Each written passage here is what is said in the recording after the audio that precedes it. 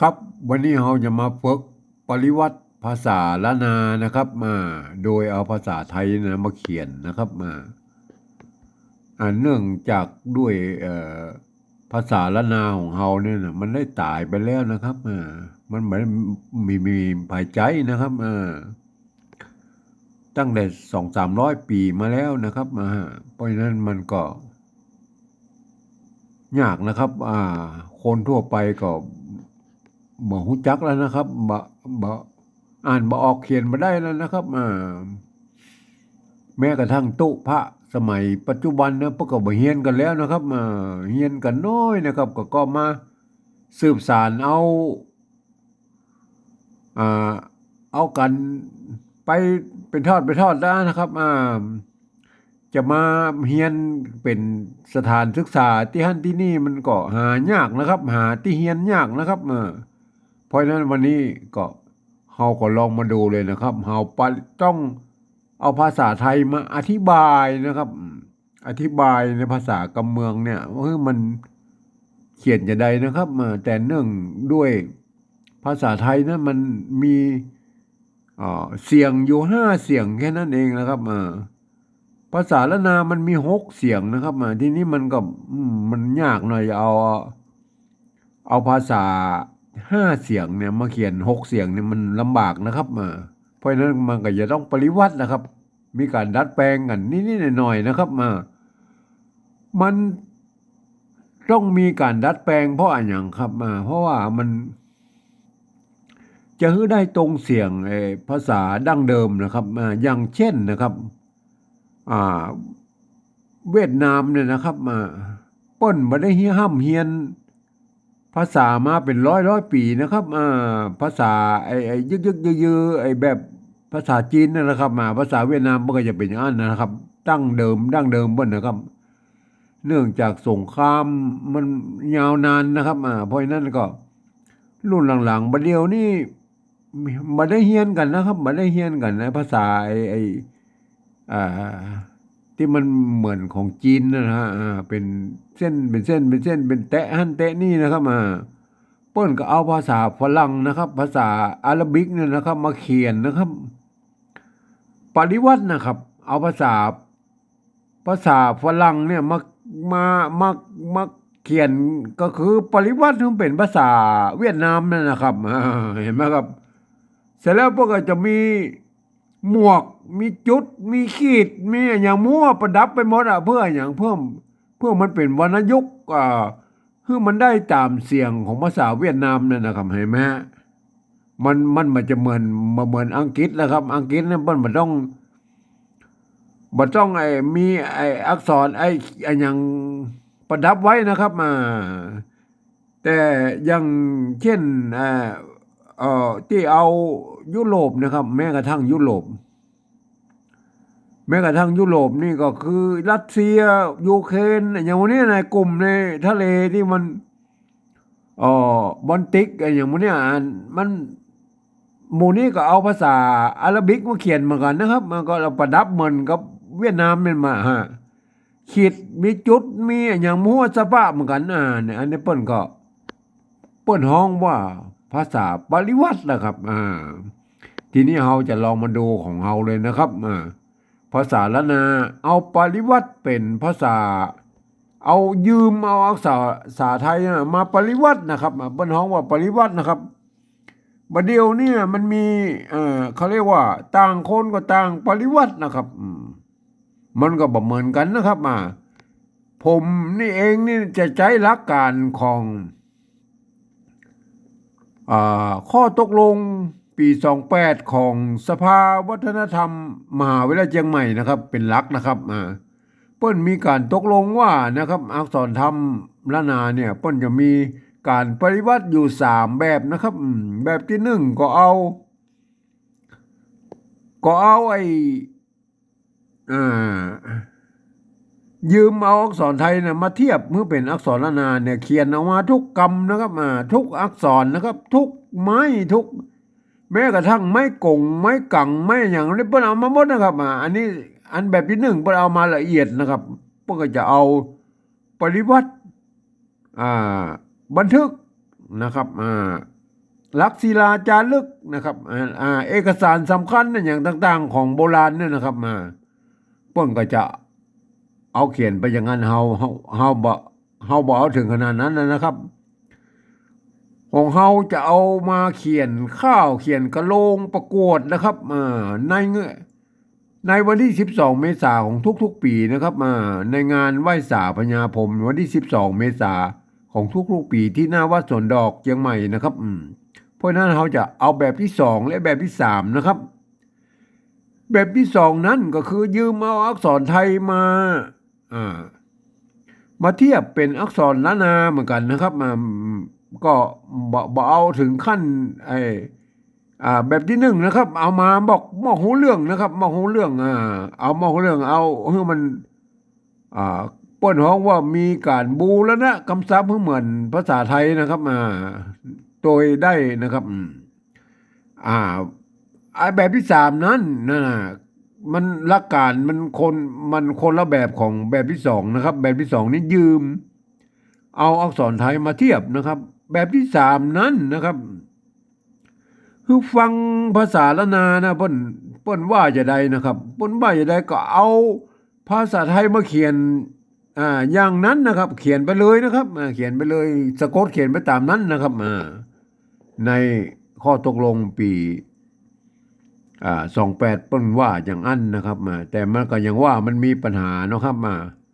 มีปัญหาเพราะว่าอย่างนั้นเอาภาษา5เสียงเนี่ยไทยมันมี5เสียงเอามาเขียนเป็นภาษานานา6เสียงมันบ่ได้นะครับบ่ได้นะครับมันบ่ได้นะจะเป็นด็อกเตอร์จากไหนก็จังเขียนมาได้นะถ้าแบบบาลีวัดนะครับในงานนี้นะครับในครั้งนี้ผมจะใส่จุดไว้นะครับสำหรับเสียงโทพิเศษหรือโทเมืองเนี่ยนะครับผมจะใส่จุดประดับนะครับนอกนั้นนะครับนอกนั้นก็เขียนไปตามสะกดเอาภาษาไทยเขียนได้ทุกตัวนะครับได้ทุกตัวนะครับลองมาดูลองมาดูเลยนะครับเอาแบบที่2นะครับเก็บพักนะครับเก็บพักเอาตึงเครือนะครับอันนี้ตัวกะละโหงนะครับอ่านเป็นตัวคอนะครับเครือนะครับเก็บบะเขือเอาตึงควันนะครับเสียงโทพิเศษนะครับเห็นไหมควันนะครับมาว่าเป็นตัวเลยนะครับเก็บนะครับตัวมีไม่เก๋นะครับก็ตัวสระเอนะครับมาเทียบเป็นไม่เก๋นะครับตัวมันมีตัวกะนะครับเอากอไก่มาเทียบเป็นตัวกะนะครับตัวหางบ้านี่ก็คือบอใบไม้นะครับเห็นไหมเก็บเนี่ยมันเขียนได้2แบบนะครับมันจะใส่ไม้ซัดหรือไม้กะก็ได้นะครับอันนี้ก็คือเป็นสระไม้เกะนะครับไม้เกะสะกดด้วยตัวบะนะครับก็เป็นเก็บนะครับเกบะนะครับเห็นไหมการปริวัติแบบที่2นั่นก็เทียบเอามานะครับแต่มันก็สามารถบูรณะคำศัพท์ได้นะครับอาจจะเขียนเป็นไม้แต่คู่ก็ได้นะครับแต่ถ้าเขียนแบบนั้นเปิ้นอนุญาตแล้วเพิ่งบูรณะคำศัพท์ได้นะแต่ถ้าเขียนแบบนั้นเวลาภาษาขบวนมันมีนะครับภาษาละนาเขาจะไปแบกกลับไปมันจะมาเป็นอย่างอี้นะครับมันมีเป็นเกบะเนี่ยนะครับเห็นไหมมันผมก็ขออนุญาต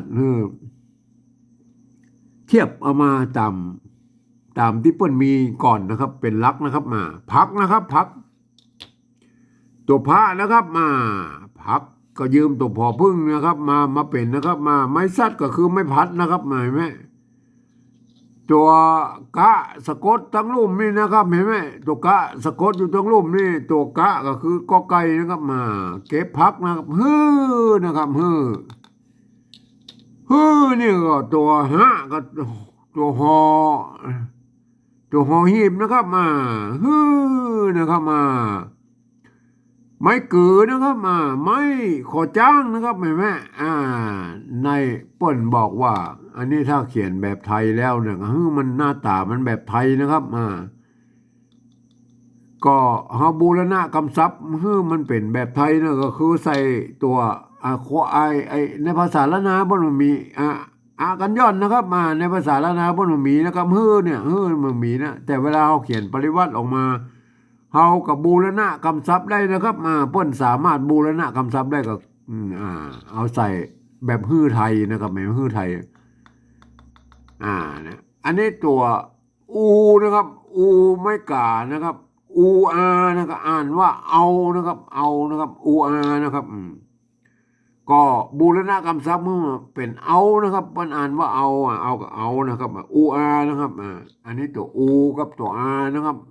อูอาเอานะครับอูอาเอาอันนี้ตัวตะนะครับตัวตะเอาทอทหารมาเทียบนะครับตัวตะเอาทอทหารมาเทียบนะครับไม่กึนะครับไม่กึกับสระนะครับในโบราณนั้นเปิ้นใจไม่เกือก็มีนะครับเนี่ยมันโบราณเปิ้นไม่เกือนี่เปิ้นบ่มีนะครับเปิ้นมีไม่เกืออย่างเดียวนะครับในโบราณนะครับแต่ไอ้รุ่นนี้สมัยนี้แล้วก็มันก็พัฒนามาเป็นไม่กึนี่นะครับไม่กึนะครับเห็นไหมตัวงะนะครับตัวงะสะกดทั้งรูปนะก็ตัวงองูนะครับยืมตัวงองูนะนี่เครือนะครับ ตัวกะละโหงนะครับไม้เกลือนะครับไม้เกลือนี่มันจะมีใจไม้กี้ก็ได้นะครับ หรือไม้เกลือก็ได้นะครับก็คือใจได้สองอย่างนะครับแต่ปริวัติออกมาแล้วเขาก็นึกบูรณะคำศัพท์มันเป็นไอ้แบบไทยนะครับตัวก้าก็คือยืมตัวคอควายนี่มาเป็นนะครับก้าละโหงละโหงก็คือรอเรือนะครับไม้กี้นั่นนะไม้เกลือเนี่ยมันจะเป็นไม้กี้ก็ได้ไม้เกลือก็ได้นะครับเอาไม้กี้เขาก็เป็นไทยเขาก็ใส่สระนะครับใส่สระนะครับเห็นไหมตัวมันมีสองตัวนะครับภาษาไทยมันมีตัวเดียวนะครับตึงเครือนะเอาแค่นี้นะครับแต่ถ้าเป็นแบบนึงเนี่ยเพิ่นจะเอามาแบบอีหมดเลยนะครับเพิ่นจะเอาอมาสองตัวนะครับไม้กุนี่มันก็จะใส่เป็นไม้กี้ฮะอันนี้เป็นแบบที่หนึ่งนะครับเฮามันต้องไปยุ่งมาละแบบที่หนึ่งเฮาเอาแบบที่สองเนี่ยตึงเครือนะครับตึงเครือไม่ใช่เครือนะครับกะละหงนะครับกะละหงอ่านเป็นตัวคอนะครับ ตัวทัดไปนะครับกะขากะข้างะนะครับกะแล้วก็ตัวต่อไปก็คือข้านะครับ ตัวข้าคอละครังนะครับเห็นไหมเก็บบะเขือนะครับเก็บเนี่ยเขาอูตะกี้แล้วนะครับเก็บบะเนี่ยเก็บบะบาเขือนะครับเห็นไหมเขือเนี่ยคำว่าเขือเนี่ยสระไม่เกลือเนี่ยไม่เกลือเนี่ยเพิ่นจะใช้ไม่เกลือก็ได้ไม่กี้ก็ได้นะครับบะเขือนะครับ เวลาเขาเขียนก็มันออกไปทางไทยนะครับเห็นไหมบูรณะคำศัพท์นะครับเปิ้นบูรณะคำศัพท์ได้นะครับบะเขือนะครับเห็นไหมตัวกันย่อนนะครับหรือเป็นไม่เป็นสระนะครับตัวนี้เป็นตัวสะกดนะครับ ตัวข้างหลังนี่นะเขาเอามาตัวเดียวก็พอแล้วครับบะเขือนะครับแหมเก็บบะเขืออู้ตะกี้เลยนะครับนะครับใส่อ่างนะครับตึงนะครับตึงก็อู้ไปแล้วนะครับ ตึงนะครับควันนะครับควันตัวขาก็ตัวว่ากั้มกันนะครับควันนะครับมีไม้ซัดนะครับไม้ซัดกับไม้พัดนะครับไม้ซัดกับไม้พัดนะครับไม้ขอจ้างนะครับไม้ขอจ้างคือไม้โทนะครับควันในภาษาละนานั่นนะครับตัวหน้าเมื่อสะกดอยู่ตรงบนเดียวอย่างนี้นะครับเปิ้นว่าเปิ้นเขียนเป็นตัวเขียนเป็นตัวนอหนูนะครับตัวนอหนูนะครับเขียนตัว ตัวละตัวนอนหนูตัวหน้าเนี่ยสะกดอยู่ทั้งบนเนี่ยโทษทีคือเขียนเป็นตัวละแทนนะครับแต่เวลาเอาหูแล้วว่า ดั้งเดิมมันแล้วนะดั้งเดิมแล้วนะมันเป็น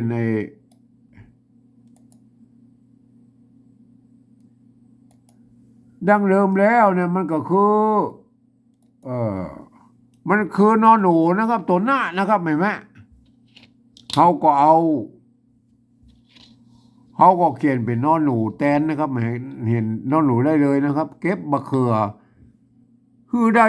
ตึงควันเห็นไหม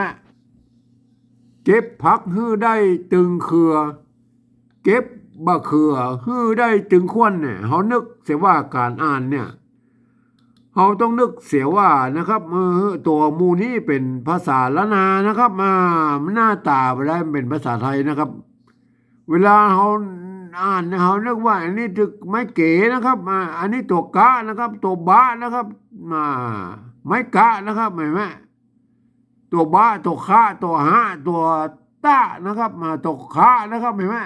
ต้องอ่านแบบภาษาละนานะครับหลักการของภาษาละนาอ่านนะครับทีนี้เรามาถึงแบบที่สามนะครับแบบที่สามนั้นนะครับก็คือการที่ฟังเสียงภาษาละนาทางบนพุ่นนะครับภาษาละนาทางบนเปิ้นว่าจะได้นะครับเขาก็เอาภาษาไทยเขียนพยัญชนะนะครับเขียนพยัญชนะนะครับเราลองมาดูเลยนะครับเก็บนะครับภาษาละนาเปิ้นอ่านว่าเก็บนะครับเก็บพักนะครับ เก็บพักเก็บนะครับเขามาเขียนดูอ่านดูแล้วตัวนี้มันอ่านว่าเกบะนะครับเกบะนะครับเกบะนะครับมันบะเก็บนะครับบะเก็บเขาใส่ไม้จัตวาบนเหนือนะครับใส่ไม้จัตวาบนลบตัวไม้กะออกไปมันยุ่งนะครับเห็นไหมเก็บแล้วนะเก็บไปยังเนี่ยคนไทยเพิ่นมาอ่านเนี่ยฝรั่งมังค่าที่เพิ่นเรียนภาษาไทยมาเนี่ยมันอ่านเพิ่นอ่านว่าเก็บนะครับเพราะอย่างเพราะตัวกอไก่นี่เป็นอักษรกลางในภาษาไทยนะครับกจดตบปอนะครับเก็บนะครับเก็บผักนะครับตัวนี้ภาษาไทยเพิ่นอ่านว่าผักนะครับออกเสียงเอกนะครับแม่ผักผักเห็นไหมเขาก็ใส่ไม้จัตวาบนเหียก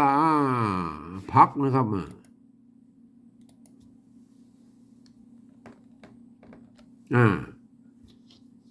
เก็บพักนะครับเสียงโทพิเศษนะครับเนี่ยไอ้ตัวนี้แหละตัวสำคัญนะภาษาไทยเพิ่นเขียนมาได้นะครับภาษาไทยเพิ่นมีแค่ไม่โทเพิ่นก็อ่านว่านะครับมันเสียงโทปกตินะครับจะมันเป็นเสียงโทพิเศษมันก็มาได้นะครับในวัดพระสิงห์เนี่ยเปิ้นฮ้องว่าเป็นเสียงตีเพี้ยนนะครับเสียงตีเพี้ยนก็คือเสียงโทพิเศษเสียงระหว่างเสียงที่อยู่ระหว่างเสียงโทจนถึงเสียงตีนะครับในอยู่ในห่วงนี้นะก็คือเสียงโทพิเศษนี่แหละแต่ห้องไปพิษกันมาได้วัดพระสิงห์เปิ้นฮ้องว่าเสียงตีเพี้ยนนะครับแล้วเปิ้นอย่าใจตัวเอียงนะครับตัวเอียงนะครับเปิ้นเอาตัวนี้เป็นตัวเอียงนะครับแต่ของผมนี่ใช้จุดประดับนะครับอย่างนี้นะครับจุดประดับไว้อย่างนี้นะครับนอกนั้นเราตัวสะกดไปตามนั้นเลยภาษาไทยนะครับถ้าจุดอย่างนี้อ่านนะครับไม่ใช่นะครับเสียงโทพิเศษนะครับเห็นไหมในภาษาไทยเปิ้นบ่มีนะครับเปิ้นบ่มีไม้โทพิเศษนะครับเพราะหน้าเฮาจ้องปริวัติก็คือดัดแปลงนะครับปริวัติก็คือดัดแปลงนะครับดัดแปลงภาษาเนี่ยเปลี่ยนแปลงดัดแปลงอย่างนี้นะมันตรงกับเสียงภาษาดั้งเดิมอย่างนั้นเอานะครับเอานะครับเอาเนี่ยมันต้องเปลี่ยนนี่อย่างเปิ้นละเอาละมันเอาละตึงนะครับตัวเนี้ย ตัวนี้ต้องเอาตัวต่อเต่าเขียนนะครับ ตึงนะครับ ตึงนะครับอันนี้มันถึงนะครับถ้าอ่านแบบภาษาไทยแล้วมันถึงนะครับเพราะนั้นเขาก็เขียนแบบภาษาล้านนานะครับ ตึงนะครับตึงนะครับเห็นไหมเอาตึงเครือนะครับเครือตัวนี้อ่านว่าเครือนะเขาก็บอกประยุกต์มาละเพราะว่าเขาจะใช้หลักการของภาษาล้านนานะฮะตัวกะละโหงนะครับกะละโหงอ่านเป็นตัวคอควายนะครับคอละครังนะครับเห็นไหมอ่านเป็นเครือนะครับเครืออ่านว่าเครือนะก็ไม่ต้องยุ่งละเอาแค่นี้ละเอาเหมือนกันเก็บนะครับตัวนี้เก็บใส่ไม้จัตวาเหียนะครับเก็บเกบะเนี่ยนะเห็นไหมบ้าเขือบ้าแล้วยังบ้าแล้วเสียงเอกเขือเสียงไทยก็เสียงจัตวาเหมือนกันบ้าเขือก็ไม่ต้องมายุ่งวันฮือเห็นไหมเสียงโทพิเศษนะครับเสียงโทพิเศษก็ใส่จุดไว้นะครับเสียงโทพิเศษก็ใส่จุดไว้นะครับเห็นไหมตึงนะครับตึงต้องเอาตัวเต่าเขียนนะครับตึงนะครับตึงตึงควันนะครับในภาษาไทยตัวนี้เป็นเสียงโทพิเศษนะครับเห็นไหมภาษาไทยเพิ่นอ่านว่าควันนะครับควันควันเอาตึงควันควันภาษาล้านนาเพิ่นขึ้นเสียงน้อยนะครับภาษาล้านนาในสำเนียงไทยยวนนะครับไทยยวนเชียงใหม่นะครับเอาไทยยวนเชียงใหม่เป็นหลักนะครับในสำเนียงลือหรือเขินมันก็จะเปลี่ยนผิดไปนะครับสำเนียงยองนะครับก็จะผิดไปนะครับควันนะครับควันก็ใส่จุดเข้าไปเนี่ยนะครับเห็นไหมอันนี้คือการปฏิบัติแบบที่สามนะครับเราลองมาอ่านดูนะครับภาษาเกาเงานะครับเก็บผักคือเอาตึงเครือนะครับไม่ใช่เครือนะครับเอาตึงนะครับตึงเครือนะครับเก็บบะเขือคือเอาตึงควันนะครับควันนะครับเสียงโทพิเศษนะครับโทเมืองนะครับโทพิเศษหรือตีเพี้ยนในตามวัดพระสิงห์นะครับเขามาอ่านแบบปริวัติแบบที่สองแล้วครับแบบที่สองก็คือการเนี่ยยืมเอาอักษรไทยมาปรับเทียบเพื่อเป็นอักษรล้านนาเนี่ยแล้วก็ประกอบคำคือกับแบบภาษาไทยนะครับเวลาอ่านแล้วนะก็คือนึกเสียว่าไอ้คำเหล่านี้อักษรเหล่านี้เป็นอักษรล้านนานะครับหน้าตาเป็นเนี่ยเป็นตัวกะนะตัวบะนะครับตัวพระนะครับเห็นไหมคือเป็นเฮาก็อ่านไปตามตะโบนบุญนะครับเก็บนะครับเก็บพักนะครับเห็นไหมฮือเอาตึงเครือนะครับเก็บบะเขือฮือเอาไปไหนเอามันต้องเอาทำตัวหนึ่งเอา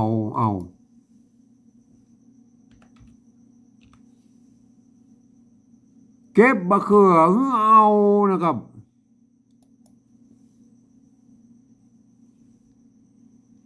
เอานะครับเอา